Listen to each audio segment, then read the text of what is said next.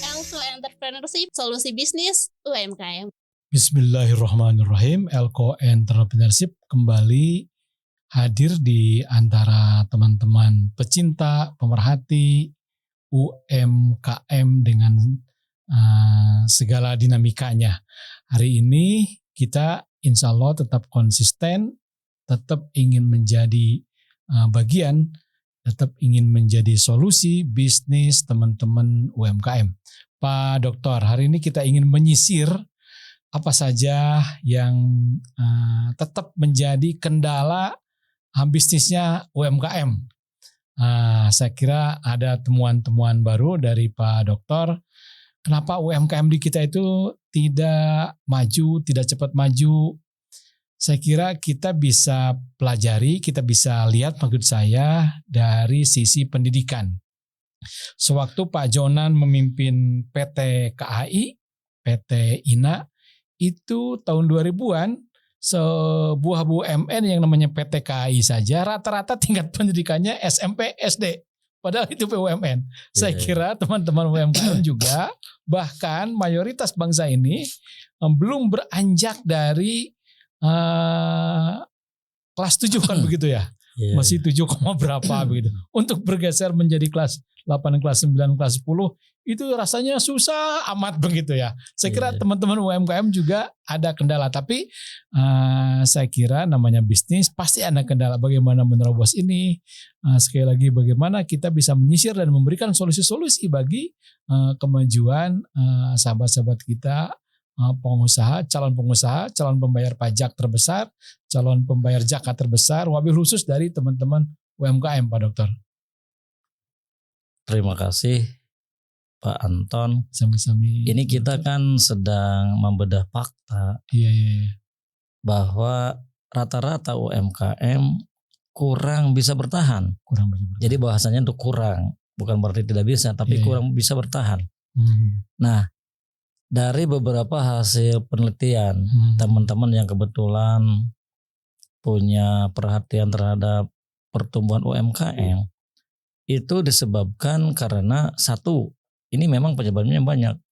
Satu, pemahaman UMKM terhadap yang namanya manajemen itu sangat minim.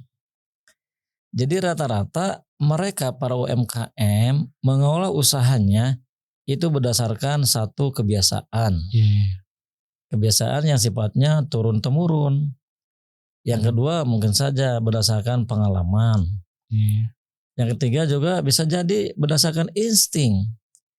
Jadi semuanya itu memang tidak berdasarkan kepada ilmu yang seharusnya manajemen itu dipahami. Karena itu mungkin dalam kesempatan hari ini Pak Anton kita akan berbagi. Tapi bukan berarti kita sudah merasa bisa, bukan. Ini dalam rangka menyampaikan informasi manajemen kepada teman-teman UMKM supaya teman-teman paling tidak mengetahui, memahami, dan bahkan bisa mempraktekkan ilmu itu ke dalam kegiatan usaha sehari-hari.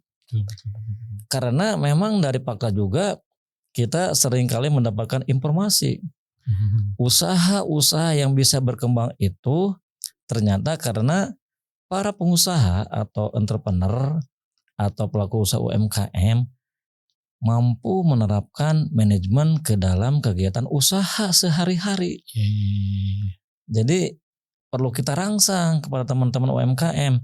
Mari mulai sekarang kita membiasakan untuk mengelola kegiatan usaha itu dengan pendekatan manajerial.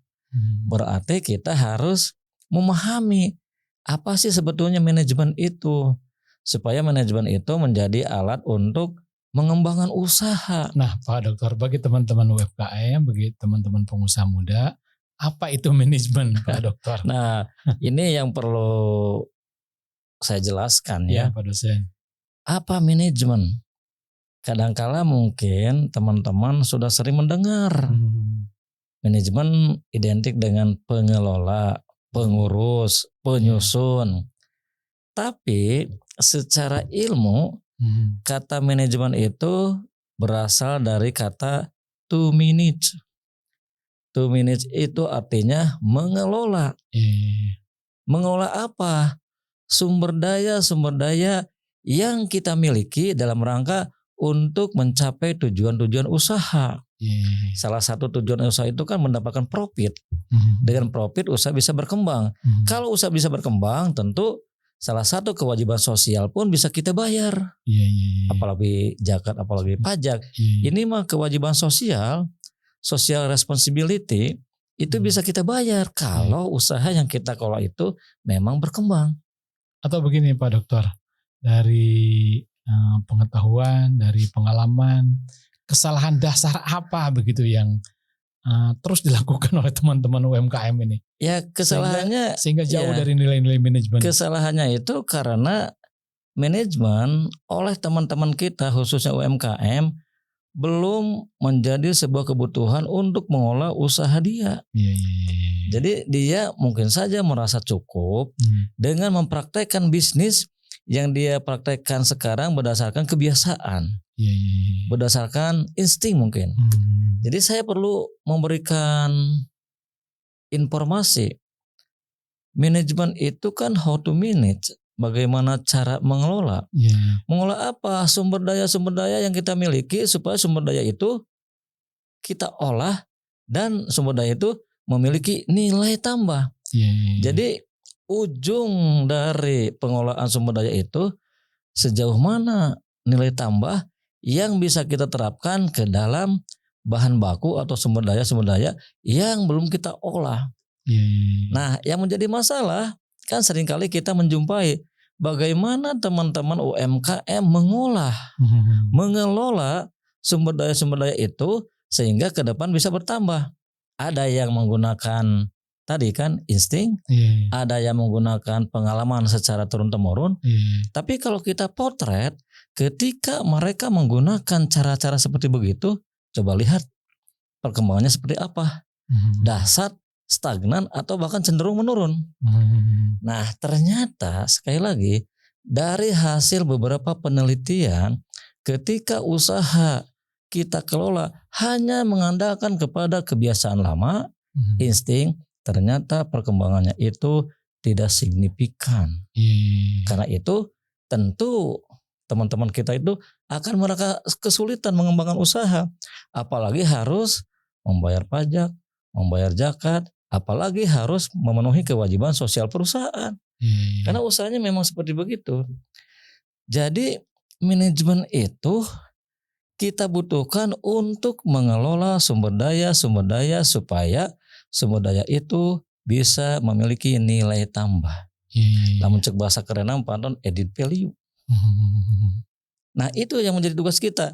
Yang menjadi masalah sekarang dengan cara bagaimana sumber daya yang kita miliki itu supaya memiliki nilai tambah. Dengan manajemen tentu. Karena manajemen satu sisi didefinisikan sebagai ilmu. Kenapa ilmu? Karena ketika kita akan mengelola sumber daya, kita berdasarkan kepada teori-teori. Jadi bukan hanya coba-coba, bukan hanya kebiasaan, bukan hanya insting, tapi berdasarkan kepada teori-teori. Teori itu merupakan hasil kajian dari praktek bisnis yang kita anggap sudah sukses. Teori itu kita bakukan dan kita jadikan sebagai pedoman untuk mengelola sumber daya yang kita miliki supaya sumber daya itu memiliki nilai tambah. Saya ingin mencontohkan warung Madura Mat. Saya ingin mencontohkan warteg misalnya, Pak Dokter. Saya ingin mencontohkan warung nasi masakan Padang yang bisa menyajikan per porsi 10.000 begitu. 12.000 dan itu relatif laku dengan warung-warung yang tidak punya nilai manajemen, tidak punya nilai kepengurusan tadi, how to manage begitu. Nah ada warung-warung yang tidak tidak punya visi manajemen atau tidak punya visi bagaimana warung itu diurus, sementara Madura Mat, sementara warteg dengan segala kelemahannya menurut saya mereka punya punya daya manajemen begitu. Nah, apa konkretnya di lapangan seperti itu, Pak Dokter?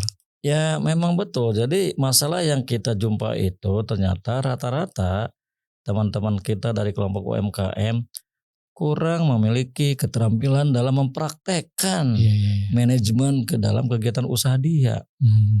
Sehingga praktek yang biasa dia lakukan itu berdasarkan kan insting. Kan coba-coba. Kan berdasarkan kebiasaan. Jadi itu memang kurang terukur.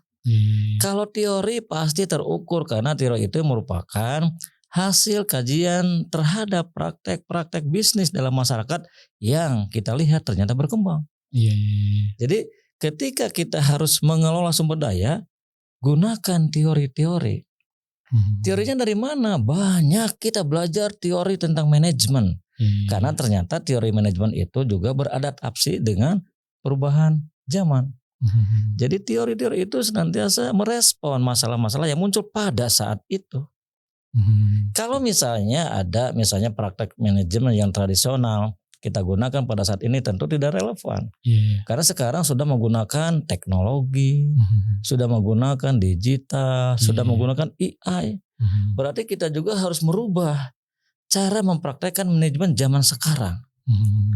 Jadi tadi manajemen ketika akan mengelola sumber daya yang kita miliki menggunakan teori. Teorinya tentu teori yang sesuai pada saat kita sedang menjalankan usaha. Contoh, dengan teori Pak Anton, teman-teman UMKM itu harus menjalankan fungsi-fungsi manajemen. Contoh, ada yang namanya perencanaan. Segala sesuatu kegiatan usaha harus direncanakan. Sehingga kita mengenal istilah business plan, perencanaan usaha. Yang kedua, organizing. Sumber daya yang kita miliki termasuk orang-orang itu juga harus kita organisir. Kenapa? Supaya mereka bisa bekerja benar-benar optimal. Moal paciweuh, moal pacorokokod. Kenapa? Karena kita olah menggunakan pendekatan manajemen, organizing. Yang ketiga, leading. Ini salah satu fungsi pemimpin, manajer. Bagaimana seorang manajer itu memimpin kegiatan organisasi usaha, pimpin karyawan. Karena yang akan mengerjakan pekerjaan itu bukan hanya kita, tapi karyawan. Dorong karyawan, motivasi karyawan, kelola karyawan supaya dia bisa mengerjakan pekerjaan dengan gemilang. Yang keempat Pak Anton, kita juga harus melakukan evaluasi atau controlling. Controlling itu artinya kita harus melakukan pengawasan. Kapan pengawasan harus kita lakukan? Ketika kita akan, ketika kita sedang, ketika pekerjaan itu sudah berakhir. Berarti pengawasan itu sebelum, pada saat, dan sesudah. Bukan sesudah, salah etama Pak Anton. Gitu. Jadi harusnya sebelum, ketika, sesudah. Kita awasi. Kenapa? Supaya tidak boleh terjadi sedikit pun ada kesalahan. Karena itu fungsi pengawasan betul-betul harus kita jalankan secara terintegrasi. Satu-satu Pak Dokter kita bedah planning atau perencanaan. Ibarat busur panah ini kan mesti tepat gitu. Betul. Kalau salah dalam merencanakan ya bubar semuanya begitu. Iya, Kalau betul. dalam bahasa tentara mendingan mandi keringat daripada mandi darah begitu. Iya. Nah, oleh karena itu sekuat tenaga Tentara Nasional Republik Indonesia itu berlatih begitu ya daripada nanti mandi darah. Nah, maksud saya bagaimana menguji ketepatan daripada sebuah perencanaan. Misalnya Pak Dokter, di satu daerah yang laku itu pisang coklat. Jangan dijual pepaya begitu ya. Itu kan mesti tepat. Per warung itu orang mendisentian gitu si perencanaannya itu gimana Pak Dokter? Mengukur perencanaan. Jadi begini, bagaimana kita bisa mengukur perencanaan supaya perencanaan itu benar-benar tepat sesuai dengan harapan kita. Itu memang kita bisa menggunakan banyak pedoman. Saya akan mencoba mengajukan salah satu pedoman. Ada yang namanya SMART. SMART itu S-nya itu spesifik. Tujuan yang akan dicapai, ruang lingkupnya harus dibatasi. Kenapa dibatasi? Karena kemampuan kita juga terbatas. Jadi tujuan yang akan kita capai itu sesuaikan dengan kemampuan yang kita miliki. Itu namanya spesifik. Ruang lingkup tujuan yang kita tetapkan sesuaikan dengan sumber-sumber daya yang kita miliki. Kalau spesifik, Pak Anton, M yang kedua kan smart ya, S, M, measurable. Semuanya bisa kita ukur. Tujuan sudah kita batasi ruang lingkupnya sesuai dengan kemampuan kita. Pasti itu terukur. Karena itu memang sesuai dengan passion kita, sesuai dengan kemampuan kita. Kalau misalnya tujuan sudah terukur, berarti kan achievable. Tujuan-tujuan itu bisa dicapai. Kita sudah bisa mengestimasi bahwa setiap tujuan yang kita tetapkan karena spesifik, measurable pasti bisa dicapai. Smart ya. Nah, kalau tujuan spesifik bisa diukur, kemudian bisa dicapai, itu namanya tujuan realistik. Tujuan tidak utopis, tujuan tidak berangan-angan. Semua tujuan yang kita tetapkan itu memang realistik. Kenapa? Ruang lingkupnya dibatasi. Kalau dibatasi pasti terukur. Kalau terukur pasti bisa dicapai. Dan yang terakhir, timely. Sesuai dengan jadwal Pak Anton, tidak akan meleset. Kalau kita janji 1 minggu, 1 minggu. Jangan sampai misalnya kita janji 1 minggu ternyata mundur jadi 2 minggu atau marah konsumen. Nah, ini merupakan komponen perencanaan supaya perencanaan itu terukur. Jadi yang namanya perencanaan itu bagaimana seorang pengusaha bisa menetapkan tujuan supaya tujuan terukur. Kita menggunakan pedoman SMART. Spesifik, measurable, achievable, realistic, dan timely. Saya lihat di pasar Pak Dokter ada yang spesial jualannya wortel. Ada yang spesial jualannya beraneka sayuran. Ada yang spesial jualannya ikan asin atau lauk laut begitu ya. Itu jualannya tuh ada yang dari jam 7 sampai jam 9 malam, hanya 2 jam. Tapi pembelinya itu ada yang sampai dari kota-kota lain begitu. Karena memang dia menguasai harga begitu ya. Nah, itu yang misalnya yang belinya di atas 100 kilo begitu ya. Nah, kemudian yang beli 100 kilo itu dijual lagi kepada pembeli yang pembelinya tuh cuma 20 kilo, cuma 10 kilo atau cuma 1 kilo gitu. Tapi ini yang warung-warung kecil ini yang jualannya cuma 2 atau 4 buah wortel begitu ya, warung-warung yang memang teramat kecil, ini yang susah maju Pak Dokter. Gimana ini? Ya mungkin karena ketika warung-warung kecil itu tidak pernah menggunakan perencanaan, maka tujuannya pun sulit kita capai karena tujuannya tidak pernah terukur. Nah begitu. Jadi dia mewadahi rezekinya tuh kecil barangkali gitu ya. Lalu selanjutnya Pak Dokter, penyakit teman-teman UMKM itu bisa jadi miskin dari sisi manajemen waktu, miskin dari sisi bagaimana manajemen itu dianggap sebagai kebutuhan, sebagai sebuah ilmu. Jadi mereka bisa dikatakan minim akses pada ilmu begitu ya. Nah, yang seperti ini bagaimana Pak Dokter? Nah, ini sebetulnya tugas kita. Jadi kita juga harus memaklumi karena mereka itu tentu bukan produk edukasi seperti lembaga-lembaga pendidikan. Ini wajib menjadi bagian dari pekerjaan kita. Sampaikan ilmu yang sudah kita kuasai kepada mereka supaya mereka juga dari yang dulunya kecil berkembang menjadi menengah apalagi besar. Sampaikan. Jadi ini bagian dari kita.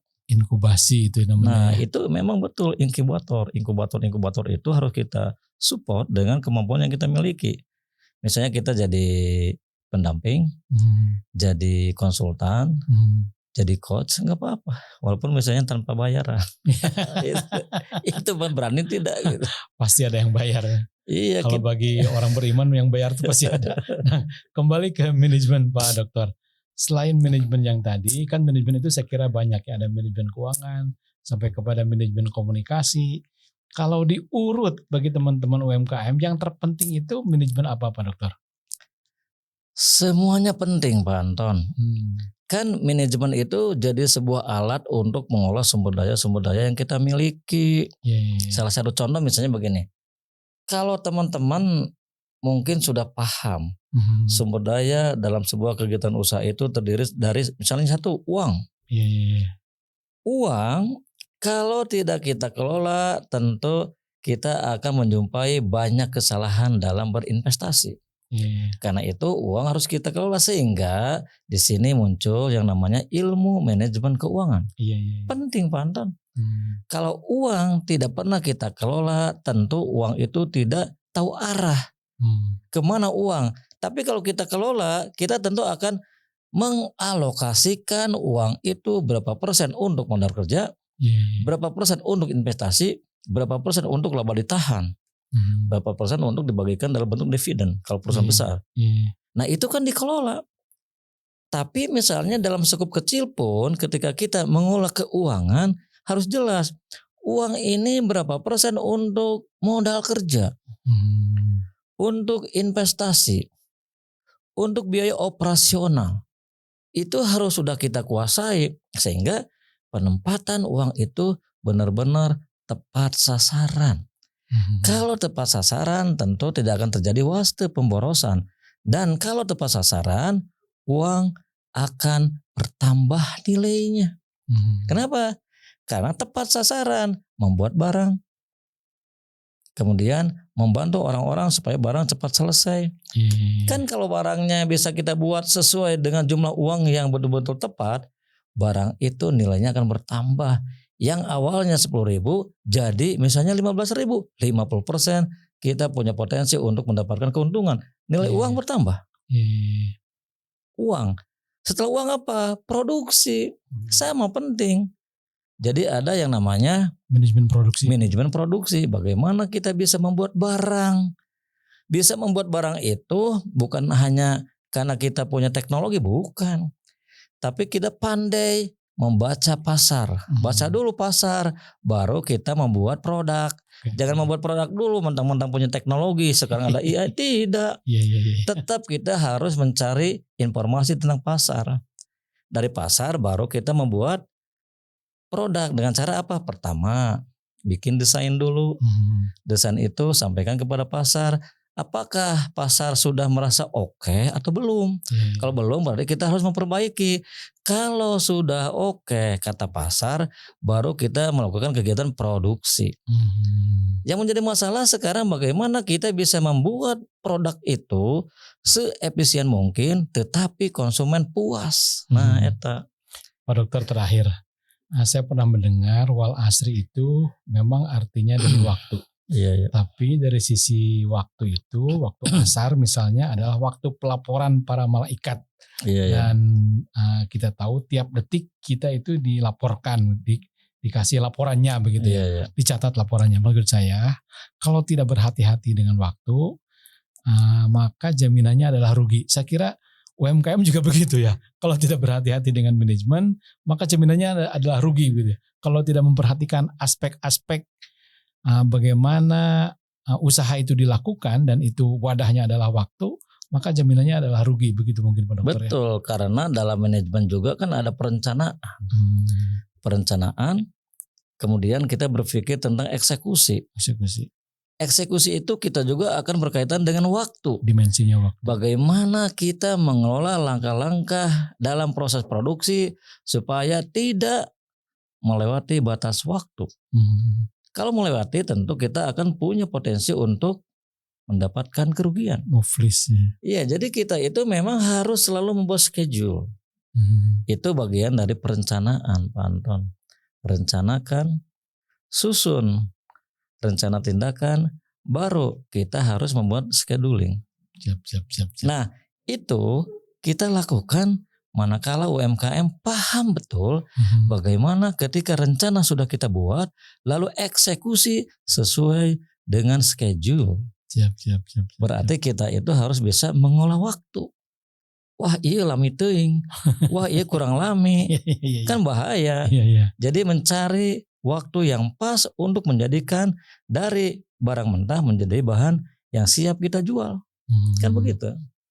Terima kasih Elko Entrepreneurship. Saya kira tetap berkutat dan tetap mempelajari apa itu solusi-solusi bisnis bagi UMKM. Silakan di like, silakan di subscribe, dan saya akan senang sekali apabila ada kritik-kritik khususnya yang mendasar di kolom komentar. Begitu Pak dosen ya? Ya, terima kasih. Wallahu a'lam bishawab. Wassalamualaikum warahmatullahi wabarakatuh. Waalaikumsalam.